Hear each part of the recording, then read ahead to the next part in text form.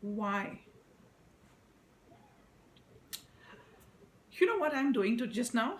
I'm doing an audit, a website audit, not a technical audit, but just kind of seeing it's a new fashion brand and they are just kind of coming up with their products and they have a website that they want to put out. And I'm just reviewing that. It hurts me, when I actually see something like that because there's a lot of investment which has gone in here. There is so much of hard work which people have put in doing the photo shoot, putting prices, and making it so beautiful. Actually, aesthetically, it's great. But you know what the problem is? Why I still don't approve of this? Not that aesthetically this website is not good. And maybe you might be facing the same problem. I mean, if your website is not getting you sales and you're wondering what is wrong with it and you're getting visitors and still struggling with sales, then it is more to do with how you are putting in. And just while reviewing this website, I want to tell you one thing. In fact, three things today.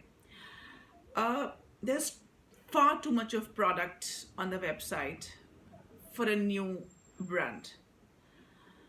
For a new brand, it's important that you lead by a few things so that you your customer starts understanding you and sees what they can focus with you on. The second thing is that don't try and sell products on Amazon and Myntra for a very, very long time. Because end of the day, you can have a short-term strategy with Amazon and Myntra and you might get sales too, which is the reason why most of the brands keep sticking to Amazon and Myntra until unless they start losing money because there's a very high cost of putting your product on Amazon or Myntra. It's better that you work on building your own e-commerce strategy and getting the right website with the right product so that your customers can just not come and browse through the product but come and actually buy that. And the third most important one which I'm seeing here is that it's only about product and price. It's only about, like, you have just started it. You don't have to drive it with price and product that this is a discount because you are instilling this into your customer that they should be coming to you for a discounted product. You are undervaluing the product that you are putting out to the marketplace. Don't do that.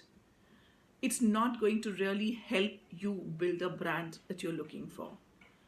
So avoid these three mistakes, and I'm sure you are going to be able to make much better sales on online. This is Tanmaya Goswami from Fashion Business Consulting. Catch you up next time. Thanks a lot for listening and learning because both you and your business are purely worth it. Thank you.